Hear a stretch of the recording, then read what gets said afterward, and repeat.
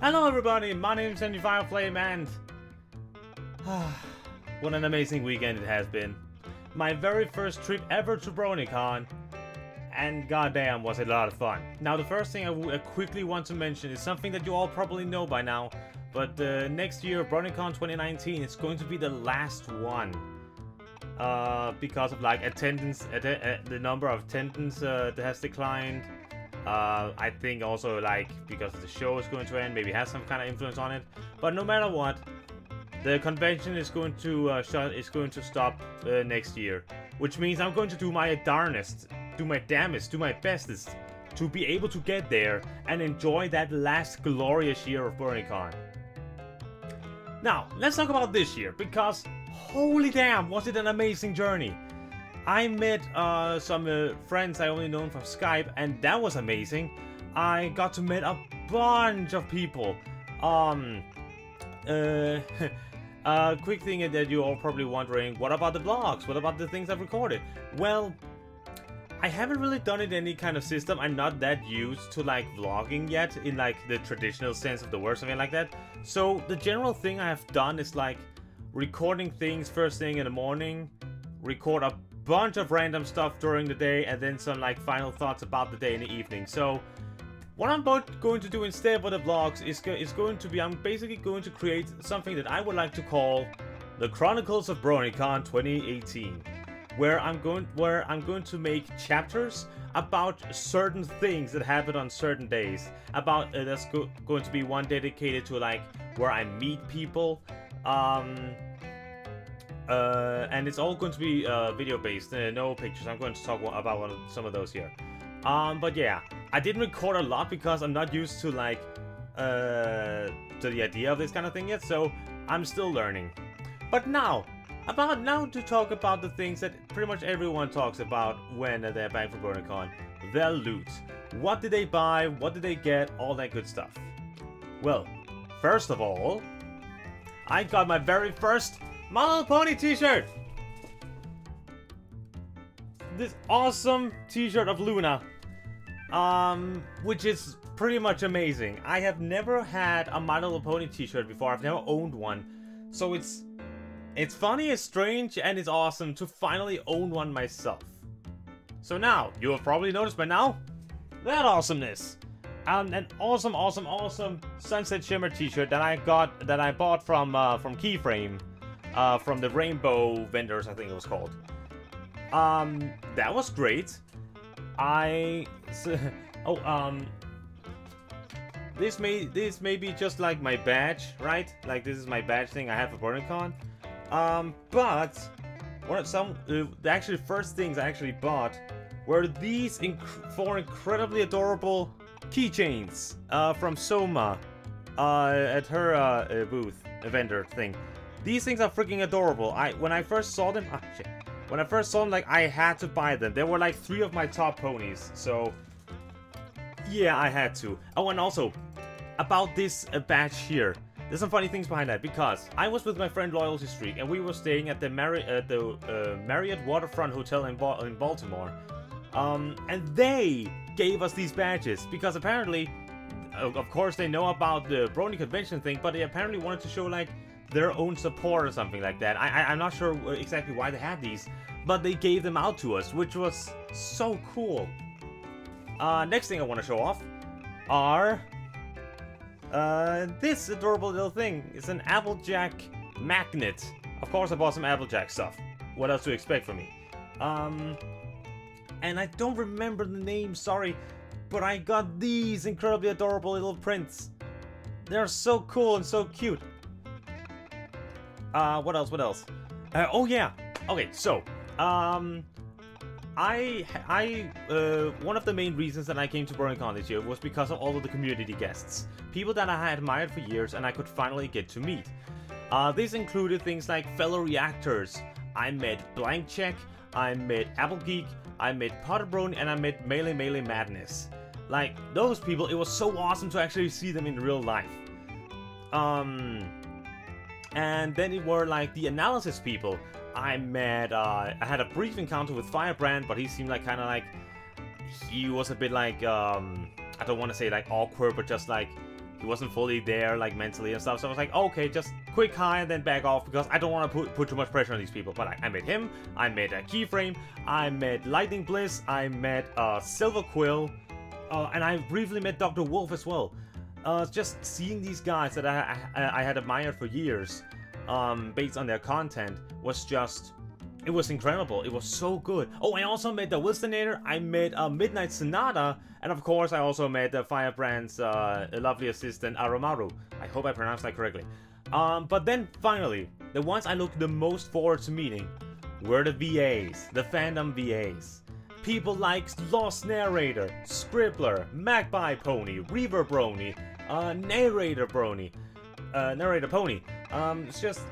These people that I have looked the most up to, the reason why I have a mic of this quality is because I want to do their line of work. I've been practicing and everything, and I wanted to mention that because I attended the Pinky Tales panel that was this year, and there was a special thing that they enacted certain scenes from the Pinky Tales episodes, which I am going to make a reaction to, by the way. I have heard their long videos, but what the heck, I have reacted to long things. Anyway, so yeah, I'm going to make a reaction series to the Pinky Tales. I'm gonna make a reaction to Remembrance, to probably Bride and Daughter of Discord, to maybe like Princess Trixie Sparkle and all that stuff. I'm going to get to those, but they are incredibly lengthy, so it's going to take a while like to get them all out. But like Pinky Tales will be like a priority. But I say that because, as I said, they were reenacting certain scenes at the panel, and I was lucky enough to be selected for the freaking panel, for the scene from, I think it was Egghead and the Beast, where I had to play one of the Fluttershy's who were just all at the Rainbow Dash. I got to say, look, it's him. Got a delightful reaction. I'm so happy. But anyway, because I was at the panel and because I was chosen for one of the scenes, I got this awesome little bag here. The prize bag. So what did I get in this bag, you may say? Well, first off, I got... Quickly folding this out. I got a Luna poster. And I was lucky enough to have the amazing Ashley H, aka the Dorito Queen, sign it. It's so cool to like have met these people and just like... Oh, and by the way, not only is this a Luna poster, it's also a Nightmare Moon poster. This is like... I want to put this poster up, but I don't know how to do it properly because I want to like be able to enjoy both sides. So I'm not sure how to do that. I'll probably figure it out. So what else did I get from the panel? I'll promise to do this quickly. I got, oh yeah, I got a couple of figurines. Like tiny figurine thingies. I got the Octavia. The amazing and beautiful Octavia Melody. I got this weird background pony. I actually changed around a bit with another one who had won a prize bag because this had a lot of Fluttershy Center stuff and her bag had a lot of Applejack Center stuff. Like, one of the Fluttershy stuff I got was this sticker, I think. Oh, here's like a slap-on tattoo, I think they're called. I got... Oh, alright, I got a lollipop. One of it's still good. I got... Oh, here we go. Got some Applejack cutie marks. And, of course, a little capsule with an Applejack figurine inside. But I think... So that's very awesome. I have a lot of awesome things I got home with. But I think my most prized possession that I got home with was this. I don't know what you're saying. But Johnny, this is just a brochure for BronyCon 2018. Why is that so special? Well, first off, I got a little sticker up here. I decorated the thing. But also because of this. I got so many people to sign it. Okay, the next segment of this video is going to just to be me attempting to be all kind of philosophical and stuff, while just saying what it is I think. This year was amazing for different reasons. I got to meet friends. I got to experience one of the big, like the pony convention in the world. but also because I got a taste of what it's like behind the microphone, behind the screen. Some of these people knew me already, which was incredibly strange. Like, Scribble knew me from the reaction to her A Better Love Story Than Twilight Part 3 video, which was a freaking blast to react to. I still listen to it sometime now and then. Lost Mag knew me from my reactions to her bloopers, which like was a given because freaking bloopers over here. Some of the others, like Narrator Pony, I knew him because I had like texted him a few times asking for advice about fanfic readings. Like he gave me like feedback on my reading of The Raven by Edgar Allan Poe way back when I did that thing. So many of these people, it wasn't the fact that they knew me that it made them amazing. It was awesome to like, oh my god, you know me. But it's not that. Due to certain things happening, like in relation to these people, the panels I went to, the talks I had with them, especially one of them, a talk I had with, was just incredible. It really opened my eyes to what it takes to be there where they are. Like, but also what it's like. The thought process, like the state that you're in mentally. And it made me remember something very important that I think a lot of us have forgotten when it comes to looking at these people. And that is exactly that. That there are people. Let me give you an example. I watched the web show Critical Role with the awesome dungeon master there, Matt Mercer. And many see him as the god of dungeon masters. Like, he does everything right. He has like everything planned. He describes the things they're about to do in perfect detail. His voices are epic and all that stuff. Everyone says that he is the perfect DM, that he can do nothing wrong. That's not true. He has made mistakes in some of his campaigns. And these people, the BAs, of course they have made issues, problems, and mistakes as well. Because they're that. People. Some in the fandom hold some of these VAs to incredibly high standards. The analysis people as well. I'm sticking to the fandom for now, for my point. But yeah, there are some of these people where the fans hold them to a glorified position on the mightiest of pedestals. And if a single thing goes wrong, like if someone says something bad about them, or they, like, something happens, then they're all up in arms, like either to defend them or like, oh my god, blah blah blah. So many things happening because they're holding up to like impossible standards or just think so highly of them. I'm not saying I did that that far, but I did catch myself in thinking like that, but to a lesser extent. I forgot that I was talking with people. And that is the impression I really got when I talked to them in person. Hearing their stories, like hearing their tips and their advice, just talking with them, like... I have always had respect for the VAs. I always had, because I want to be a voice actor myself one day. So, talking with them like I did, it really broadened my mind. Like, and watching their screaming into the mic panel, then also really like... As I described it to my friend Loyal, I have both learned new stuff, but I've also been reminded. Reminded of what it takes, how it is, when you get there and on the way, all these kind of things.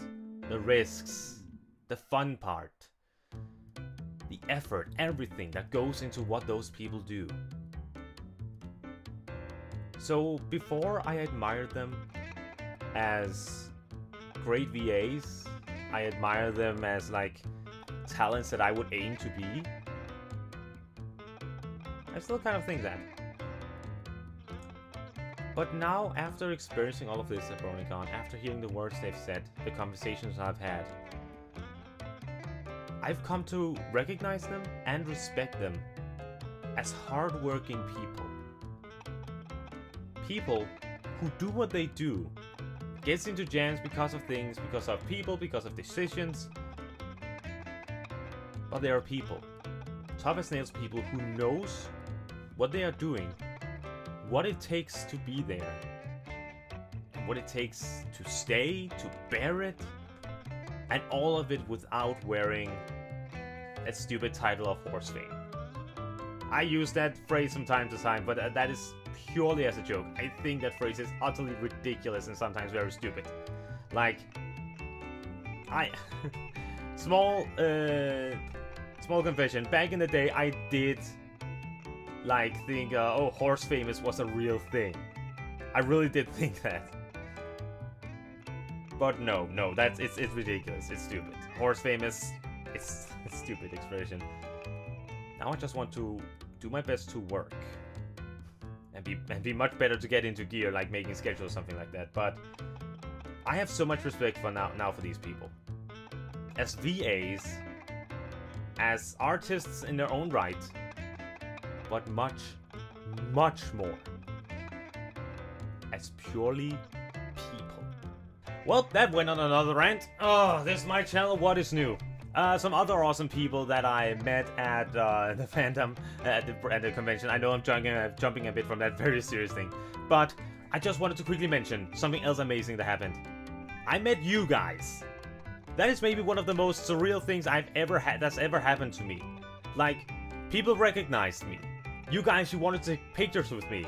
I got to sign my first autographs ever. When the hell did that happen? When the hell did I apparently become big enough for people to come and be like, sign it please? It's incredible. I've never experienced I would have the day where people would come up to me to ask for autographs, to ask for pictures, to say all the things to me. I mean, okay, maybe not exactly the same things, but still say that they watch me, they love my content, they think I'm hilarious and all that stuff. Things I would say to those other people. I can't get over the fact that I met you guys, and you were so incredibly nice. You will see some of them in the Chronicle chapters as they come out. Sadly, not all of them, but still, meeting you guys was just another reason why this convention was amazing. You will hear me say this at the end of the vlogs, but I will never forget BronyCon. Even if it ends that next year, I will not forget what it taught me, what it reminded me of, and what new kind of goals it has made me put for myself and the expectations. I think it's a good note to end on. So before I jump off, just quickly say, as I said, the vlogs will come out. I will try and make them like themed vlog videos. So like, one is about my vlogs and stuff, and one is about the certain shenanigans that happen at one point, and then another point, and stuff like that. So, yeah, look forward to those. I will begin working on those as soon as possible, and I cannot wait to hear what you all think of them. God damn it, Amy. You were right. So, like, yeah. Any of you who follow on my Twitter would see, like, a small while ago, I was like, damn it, the sunlight is shining in, but then Amy was like, hey, half of your face is, like, the part that went to BronyCon and was happy, and the dark part is the post-con depression. I'm taking that mantle. Anyway, thank you all for watching, my dear friends. Please tell me in the comments below what you think about this little vlog thing. Are you looking forward to seeing my vlogs? Were you at BronyCon and what was it like to you? And of course, tell me in the comments below how I can improve as an entertainer so I can better entertain you guys. But as always, my dear friends, thank you all so very much. Thank you all so much for watching, my dear friends. My name is Johnny Fireflame, and I'll see you guys next time.